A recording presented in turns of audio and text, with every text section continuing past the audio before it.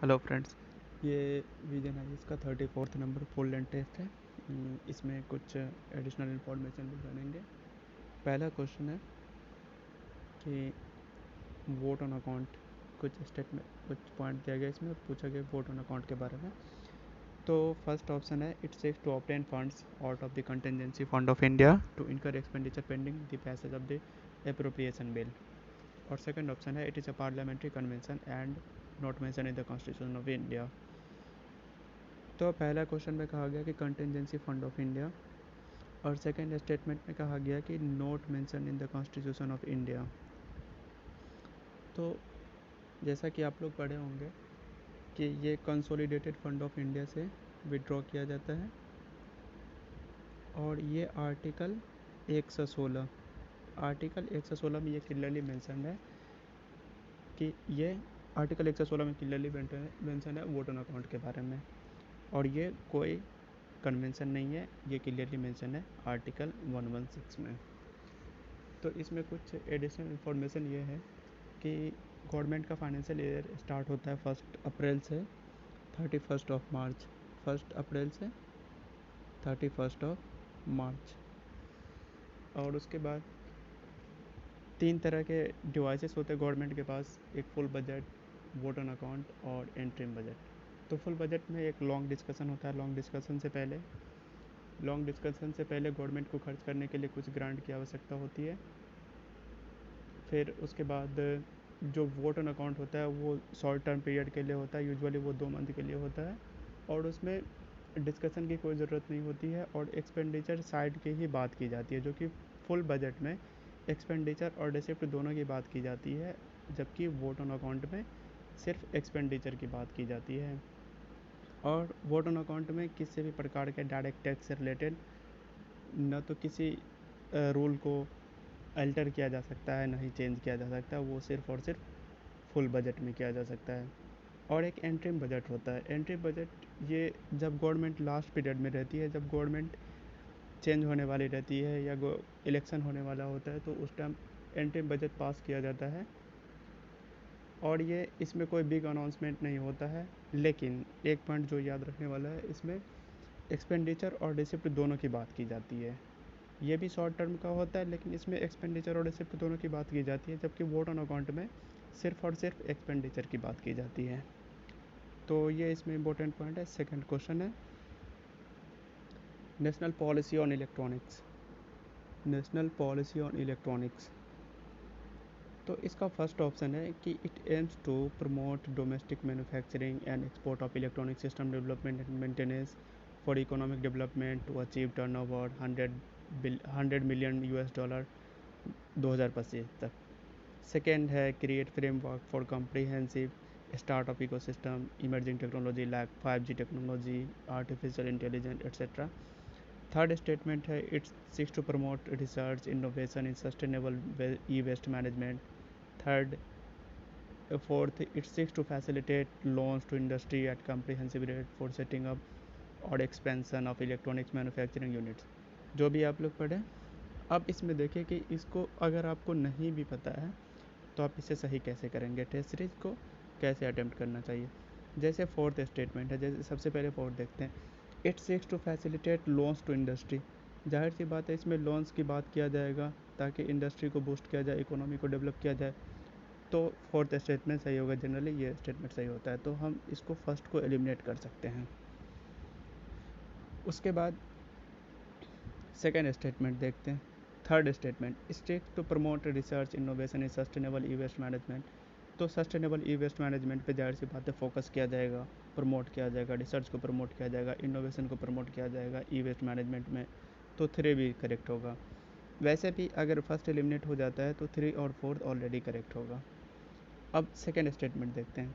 It seeks to create framework for comprehensive startup ecosystem in emerging technology areas such as 5G technology, artificial intelligence. तो ये भी statement आपको पढ़ के लगेगा कि ये होगा, क्योंकि इसमें 5G की बात की गई है, आर्टिफिशियल इंटेलिजेंस की बात की गई है, और ये अपकमिंग टेक्नोलॉजी है। बहुत सारे जगह ये यूज हो रहे हैं, इंडिया में भी यूज हो रहे हैं, इंडिया के बजट में भी प्लान किया गया है, इस पर कम्प्रिहेंसिव प्लान की बात की गई है, नीति आयोग इस पर बात कर रहा है। तो ये स्टेटमेंट सही होना ही है और आपको स्टेटमेंट पढ़ के लग जाएगा कि ये स्टेटमेंट सही होगा। तो सेकंड सही है, थर्ड सही है, फोर्थ सही है। सेकंड सही है, थर्ड सही है, फोर्थ सही है। तो आपका ए और सी एलिमिनेट हो रहा है। ए और सी को आप इजीली एलिमिनेट कर सकते हैं। अब फर्स्ट ऑप्शन में देखते हैं। First option, it aims to promote domestic manufacturing and export electronic system development and maintenance for economic development. यहाँ तक सब कुछ जो जनरल पॉलिसी में होता है, किसी भी पॉलिसी में होता है, चाहे वो किसी एरिया का हो, चाहे एग्रीकल्चर से रिलेटेड हो, इंफ्रास्ट्रक्चर से रिलेटेड हो, इलेक्ट्रॉनिक से रिलेटेड हो, इस तरह के एक्सपोर्ट पे बढ़ावा देना, डोमेस्टिक मैन्युफैक्चरिंग को बूस्ट करना, ये सब सारे चीज़ में सस्टेनेबल डेवलपमेंट की बात करता है। लेकिन इसमें क्या है, जो की पॉइंट है कि turnover 100 million US dollar by 2025। ये अगर आप ऐसे इसको कैलकुलेट करेंगे तो ये आपको काफ़ी कम लगेगा और ये रियली में काफ़ी कम है। ये 2025 तक इससे कहीं ज़्यादा, बहुत ही ज़्यादा की बात की गई है। ये around 400 billion dollar US billion dollar की बात की गई है, 400। तो फर्स्ट स्टेटमेंट गलत है, ये उसके पॉलिसी में है। अगर आपको सिंपली फर्स्ट ही पता होता तो आप सिंपली इसका आंसर निकाल सकते थे, 1 एलिमिनेट, सी एलिमिनेट और डी एलिमिनेट। तो इसका फाइनली आंसर होता ओनली बी। और इसका आंसर हम बताना भूल गए थे, इसका आंसर डी होगा। अब चलते थर्ड क्वेश्चन पे। थर्ड क्वेश्चन है, the term black swan event, black swan event seen is recently seen in news. तो ये क्या है? तो पहला ही, wide spread mass migration of rare black swan birds from marine arctic region to mainland Siberian region. उसके बाद second है, in extremely rare unpredictable event having potentially severe consequences. Third है, series of viral infection originated from bird affecting humans and other animal. Fourth है, the unpredictable appearance of the potentially hazardous asteroid in the earth orbit. तो ये relatively tough है, but अगर आप अभी के event से गुजर रहे हैं तो आपको पता होगा कि ये किसी इवेंट की बात कर रही है। ब्लैक स्वान इवेंट, किसी न किसी इवेंट की ही बात हो रही होगी। तो ब्लैक स्वान इवेंट में इसका डायरेक्ट हम आंसर ही बता दे रहे हैं, ये एक अनप्रिडिक्टेबल इवेंट है। ये एक्सट्रीमली रेयर केस में होता है और ये अनप्रिडिक्टेबल इवेंट है और पोटेंशियली सीवियर कॉन्सिक्वेंसेज इसका होता है। तो इसमें हम एग्जांपल के तौर पे देख सकते हैं कि जैसे 2008 में फाइनेंशियल क्राइसिस हुआ था। उसके बाद हाइपर इन्फ्लेशन जिम्बाब्वे में ये भी अनप्रिडिक्टेबल इवेंट था और इसका काफ़ी ज़्यादा सीवियर कॉन्सिक्वेंसेस वहाँ पे हुए। उसके बाद जो अभी अभी रिसेंटली जो चल रहा है, कोविड-19, ये अनप्रिडिक्टेबल है, रेयर है। तो ये तीनों का एग्जांपल है, ये तीनों उसका बढ़िया सा एग्जांपल है ब्लैक स्वान इवेंट का। जैसे 2008 financial crisis, hyper inflation in Zimbabwe और कोविड-19। ठीक है, अब चलते हैं फोर्थ क्वेश्चन पे। फोर्थ क्वेश्चन है कि the failure of moderates to win any notable success by Indian council act 1892। Second है, ideas of social reformers and revival of Indian culture. And third है, सीवियर फेमाइन इन 1896 और 97 and the plague. जैसे पता होगा कि इसमें third statement पे सबसे पहले चलते हैं। तो इसमें कहा गया कि which of the following above reason is और are correct regarding the emergence of the extremism in the first decade of the 20th century. तो थर्ड स्टेटमेंट, सीवियर फेमाइन। तो आपको पता होगा कि यहाँ पे बुबोनिक प्लेग फैला था, बुबोनिक प्लेग।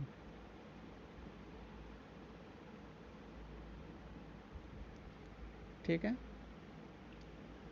तो 3 सही होगा, 3 में नो डाउट थर्ड करेक्ट है। तो थर्ड करेक्ट होगा तो फर्स्ट एलिमिनेट हो जाएगा, फर्स्ट एलिमिनेट हो जाएगा। सेकंड में है कि ideas of social reformers and the revival of Indian culture.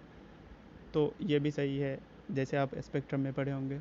तो सेकंड सही है, तो बी गलत हो जाएगा। फर्स्ट क्या है, the failure of moderates to win.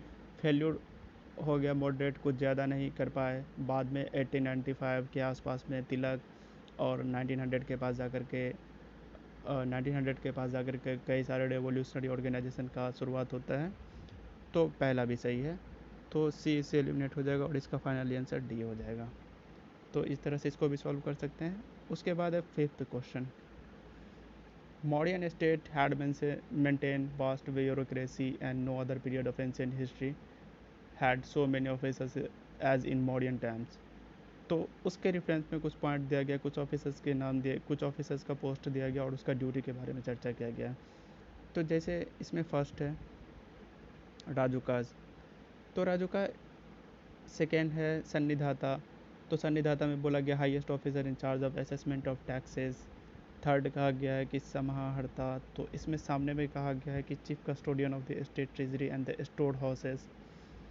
Fourth Amatyas, ये सिविल सर्वेंट और day to day affairs administration में काम करता था। तो ये मेनली एक फैक्चुअल क्वेश्चन है, तो इसमें आप सीधा आंसर देख लीजिए। जैसे अमात्य अभी का जो सिविल सर्वेंट होता है, सिविल सर्वेंट वो अमात्य होता था उस टाइम में, मॉडर्न टाइम में, तो 4 सही है, बी गलत है। और राजू का administration of justice in the empire होता था, ये भी सही है, 1 और 4 सही है, तो सी एलिमिनेट हो रहा है। 1 4 और 1 2 3 4। 2 और 3 में है कि सन्निधाता chief custodian of the state treasury होता था और समाहर्ता highest officer in charge of tax assessment होता था। तो 2 और 3 एलिमिनेट हो जाता है, तो 2 एलिमिनेट हो जाएगा, तो इसका फाइनली आंसर 1 और 4 हो जाएगा। ये एक फैक्चुअल क्वेश्चन है, इसे याद ही रखना बेटर है।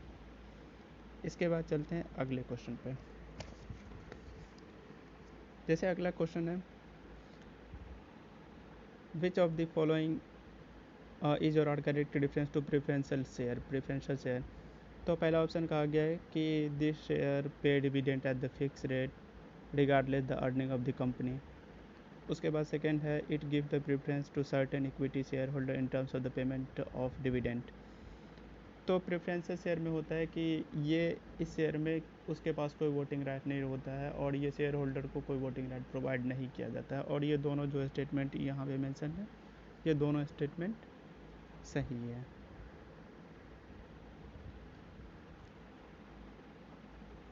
उसके बाद 7th क्वेश्चन देखते हैं, 3D printing, application of 3D printing, जो अभी काफ़ी न्यूज़ में है। 3D प्रिंटिंग के एप्लीकेशन के बारे में बात की गई है। तो फिल्म एंड टीवी इंडस्ट्री, उसके बाद है कैंसर ट्रीटमेंट प्रोजेक्ट, थर्ड है increasing nutritional content in the mills, fourth है बिल्डिंग एंड कंस्ट्रक्शन सेक्टर। तो इसका चारों स्टेटमेंट सही है, ये चारों उसका 3D प्रिंटिंग के एप्लीकेशन में आता है।